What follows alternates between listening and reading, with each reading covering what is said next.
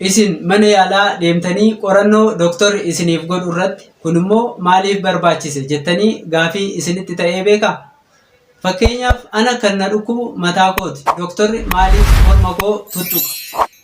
Ana kan na dhiite miila kooti. Dooktorri maaliif garaa koo na dhidhiiba? Ana kan dhiite harka kooti. Dooktorri maaliif harma koo tuttuqa?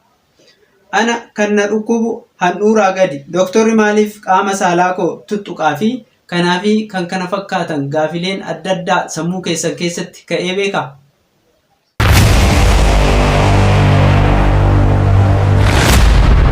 Akkam jirtu maatiin Fayyaantuu hundi keessan namoota nan beekneef Dr. Kadir jedhama. Fayyaantuu birraa gaafilee armaan olitti ka'anii fi kanneen biroo qorannoo dooktorri qaama keenya irratti godhu irratti hundaa'ee sammuu keenya keessatti uumamu irratti ibsa gahaa isiniif qabadhee dhufee jira. Namoonni maatii Fayyaantuu hin taane yoo jiraattan immoo asumaan yuutuubii koo kana sabskiraayib godhuudhaan waa'ee fayyaa keessanii hordofuu dandeessu. Na faana bu'aa.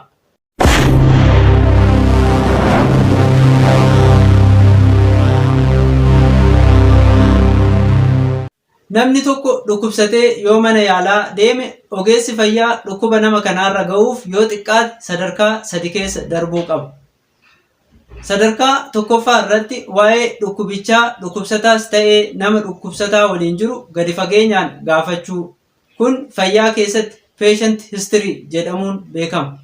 Sadarkaa lammaffaa irratti qorannoo qaama dhukkubsataa irratti godhamu kan fayyaa keessatti physical examination jedhamu gochuu.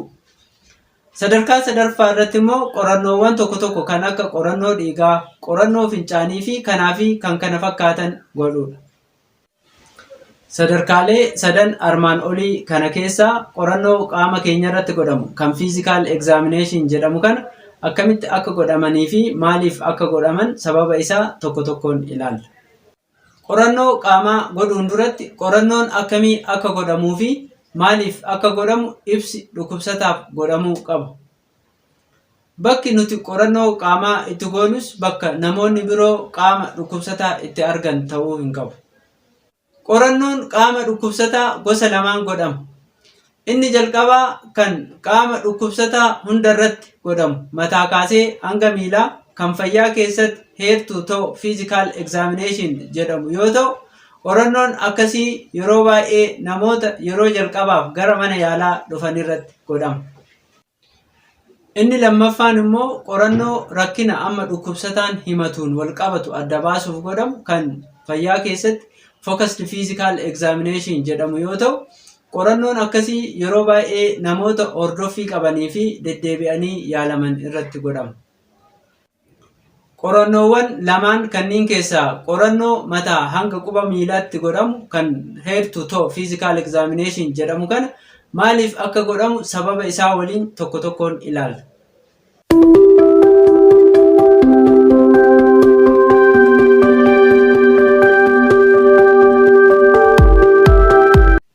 Mataa dhukkubsataa irraa yoo jalqabne mataa dhukkubsataa irra wantoota akka qulqullina rifeensaa, mataa dhukkubsataa irra madaan jiraachuu fi jiraachuu dhabuu, maxxantuuleen tokko tokko maxxantuun akka injiraanii rifeensa dhukkubsataa keessa jiraachuu fi jiraachuu dhabuu kanaafi kan kana fakkaatan ilaalla.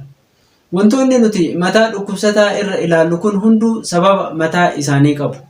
Fakkeenyaaf mataa dhukkubsataa irra rifeensa dhukkubsataa keessa maxxantuun injiraan jedhamu yoo jiraatee fi mallattoon dhukkubaa namichi himatu kan mallattoo dhukkuba taayifasii yoo ta'e namni kun dhukkuba taayifasii maxxantuu injiraan jedhamu kanaan itti darbe qabaachuu danda'a jechuudha.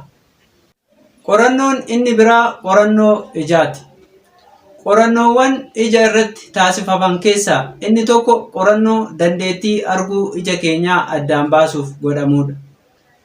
Qorannoo kana gochuudhaaf chaartii Slenen chart jedhamu nu barbaachisa. Dhukkubsataa chaartii kanarraa meetira 6 yookaan immoo faana 20 fageessuudhaan dandeettii arguu nama kanaa qubee yookaan mallattoo chaartii kanarra jiru guddaa irraa kaafnee gara xiqqaatti sadarkaa hanga namni kun arguu danda'u addaan baasuudha. Kanaafuu namni fayya qabeessi tokko sadarkaa chaartii hanga 20 jedhamee moggaafame kanatti arguu danda'a jechuudha. Qorannoon biroo qorannoon ijarratti godhamu qorannoo kutaalee ijaa karaa alaan argaman irratti godhamu yoo ta'u, fakkeenyaaf kutaan ijaa inni kun fayyaa keessatti konjaktiivaa jedhama. Inni adiin kun immoo iskeleeraa jedhama.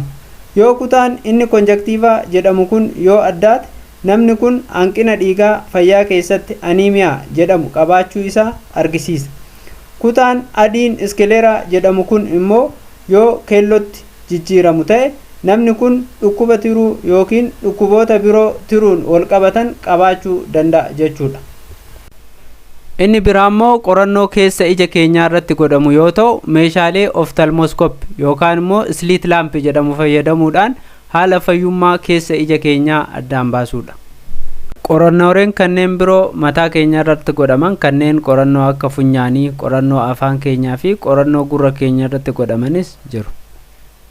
Morma keenya irra maal ilaalla kan jedhu yoo ilaalle immoo dhiitaan adda addaa morma keenya irra jiraachuu fi jiraachuu dhiisuu, dhahannaa hidda dhiigaa kan dhiiga onnee irraa gara sammuu keenyatti raabsu jiraachuu fi jiraachuu dhabuu fi kanaa fi kan kana fakkaatan ilaalla jechuudha. Qorannoo laphee keenya irratti godhamu yoo ilaalle immoo lapheen keenya gogaa irraa kaasee kutaalee qaama keenyaa adda addaa of keessaa qaba. Isaan keessaa qorannoo harma, onnee fi somba keenya irratti godhamu ilaalla. Harmi keenya dhiitoo of keessaa qabaachuu fi dhiisuu kanammoo isinummaanuu mana keessanitti of ilaaluu dandeessu. Harma keessan keessa dhiitoon jiraannaan dhukkubbiin isinitti dhagaamas ta'ee dhagaamuu dhiisus daddaftanii mana yaalaa deemtanii ilaalamuu qabdu. Maaliif yoo jettan kaansarii harmaa ta'uu danda'a waan ta'eef. Kaansarii dubartoota miidhan keessaa kaansariin harmaa sadarkaa tokkoffaa irratti argama. Kaansariin harmaa yeroo baay'ee jalqaba irratti dhukkubbii hin qabaatu. Kanaaf biyya keenya keessatti dubartoonni baay'een dhibee kana ofirra tursiisanii sadarkaa yaalamanii fayyuu hin dandeenyetti kan mana yaalaa deemaniif.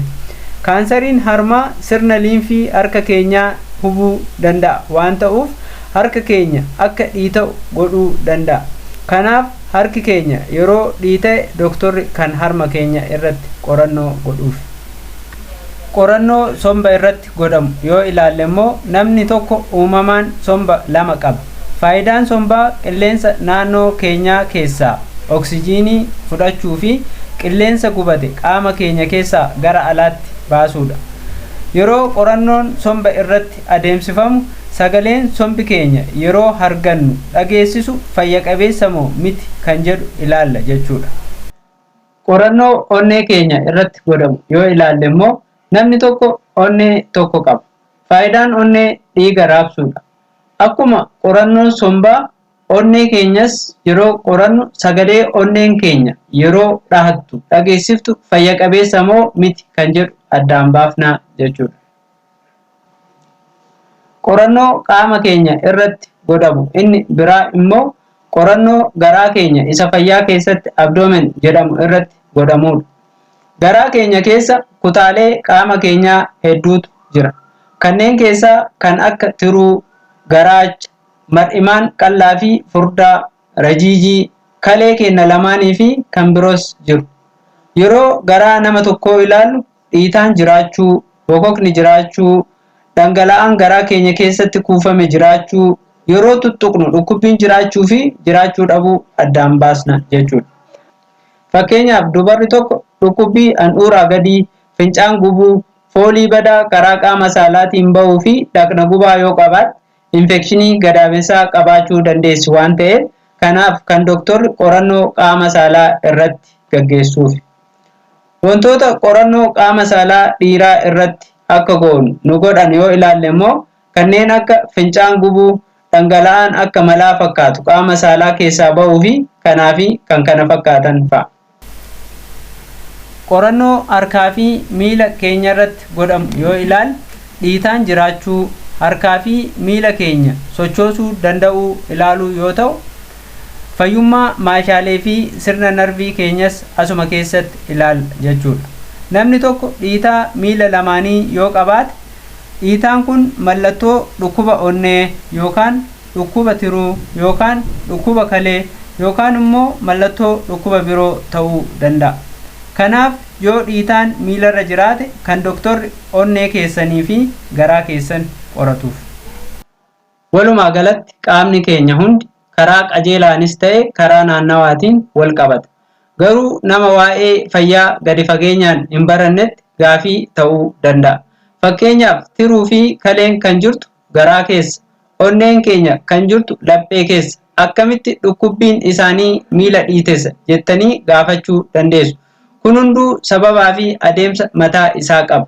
Ani dhimma kanarratti ibsa kennuu kan barbaadeef gaafii namoota hedduu waan natti ta'eef. Gaafii biroos kan mataa keessan keessa deddeebi'u yoo qabaattan koomentii jalatti barreessuun gaafadhaa. Waan hagammaan waliin turtaniif baay'ee galatoomaa. Namoonni maatii fayyaan tuubii hin taane yoo jiraattan immoo asumaan yuutuubii kan koo kana subscribe gochuudhaan waa'ee fayyaa keessanii hordofuu dandeessu. Viidiyoo kana comment, share, like gochuun dagatina. Please viidiyoon waa'ee fayyaa irratti ani yeroo adda addaatti gadhiisu namoota hedduu waa'ee fayyaa barsiisuu danda'a waan ta'eef maatii keessan hiriyoota keessaniif share gochuun dagatina. Galatoomaa fayyaa ta'a.